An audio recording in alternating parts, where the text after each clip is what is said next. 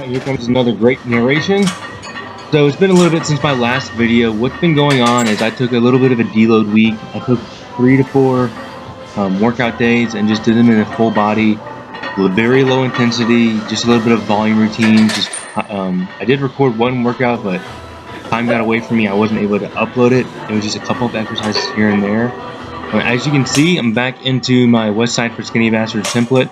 This is my top set of 325 with reverse monster mini bands for 5 reps. I felt I get about an 8.5 RPE. Wasn't quite an 8, maybe not a 9.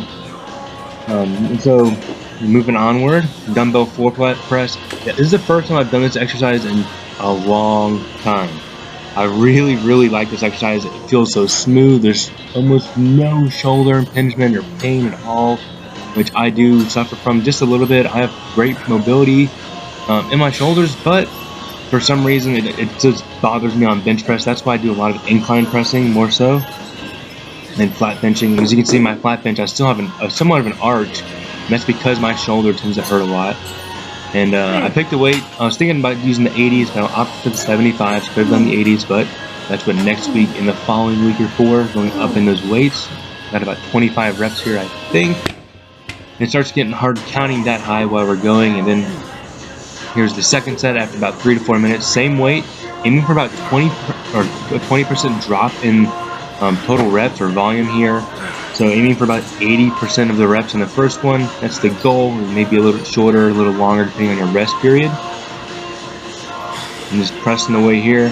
And you see toward the end, I paused it down on the floor for quite a while. I was just resting a little bit, catching my breath, truthfully. And that's one of the good things right here. I'm pausing it. That's one of the good things about a floor press. But it's also extremely safe because you have that limited range of motion for your chest or your pecs and your shoulders. You're not really going to tear anything. And you can really press with your chest and your tricep. Going into my first set of 4 sets on a superset, 1-arm dumbbell rows with no straps for 12 reps, and then Scarecrows for 6 to 10 reps. I wasn't really counting. I was just going by feel for those because it's the first time I've really done them weighted in a long time, and I wanted to just kind of get the feeling of them.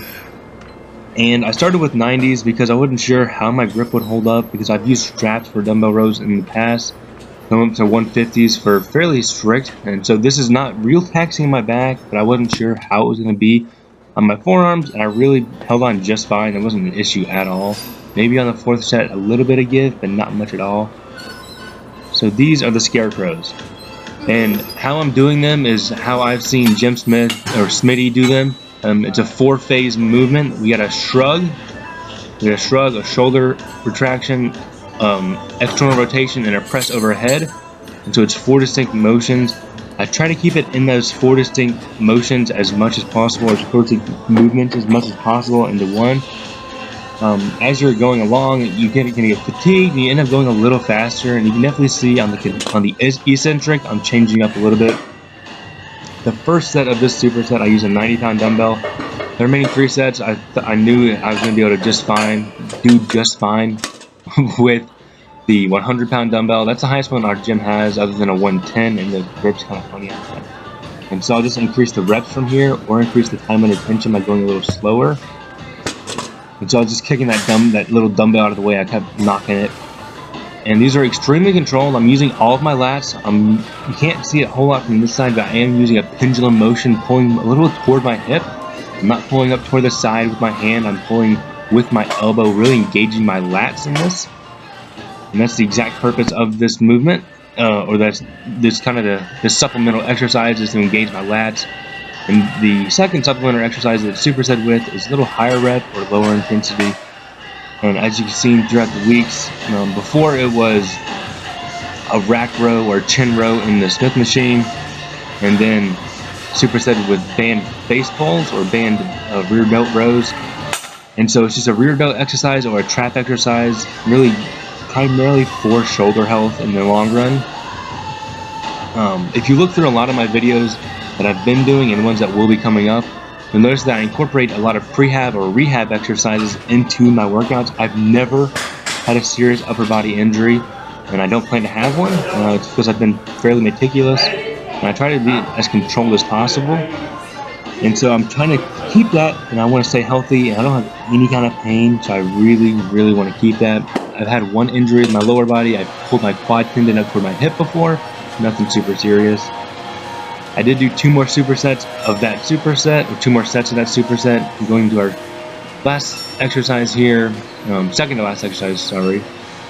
We have a tricep of behind the back barbell shrugs. I won't lie, my ass is so fat that it makes these very hard. I hit my butt, and it's like another obstacle to go over. So I have to almost push out. And so I've really engaged my entire trap here from the top toward my neck and down to my mid-back and the lower part of the trap. And then the second exercise here is generally a bicep exercise, but I wanted to do some more shoulder mobility, so I'm doing some serratus hangs or serratus shrugs. It's just a hanging. It's literally the first motion that should be done in a pull-up. So just like the Scarecrows with 4 distinct motions, these hangings or these pull-ups can be broken down into 2 to 3 movements, and that is one of them. I did this for about 12 reps with just my body weight. And then dumbbell hammer curls. I could have used a little less body English, but my grip was a little tired from the rows earlier, as well as the shrugs and the hanging. So my grip's taking a good beating by now, but I'm trying to make my forearms nice and strong and nice and hefty. But I did that for 3 supersets. That was just the first one. And then I finished up with just 2 sets of 12-15 with bodyweight dips. Wanted to get some more pressing motion in, because I did a lot of rowing today, or a lot of pulling exercises. And I'm pressing these a lot of work, so I'm going to work on that.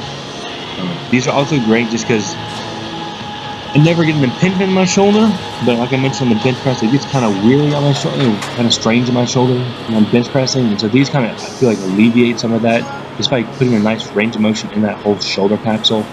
There is a lot of strain on the shoulder, but it doesn't hurt by any means. And sun's out, so the guns are out. Not really. I could have fixed the camera angle on this one. It's pretty bad camera angle. So I'm just going to finish the setup. Thank you very much for watching. If you have thoughts, comments, suggestions, please put in the comment box below. Send me an email. My email is there, algrhino@gmail.com. Find me on Snapchat, Twitter, Instagram. And you can find me on Facebook, as well as the Rhino Athletic Center on Facebook.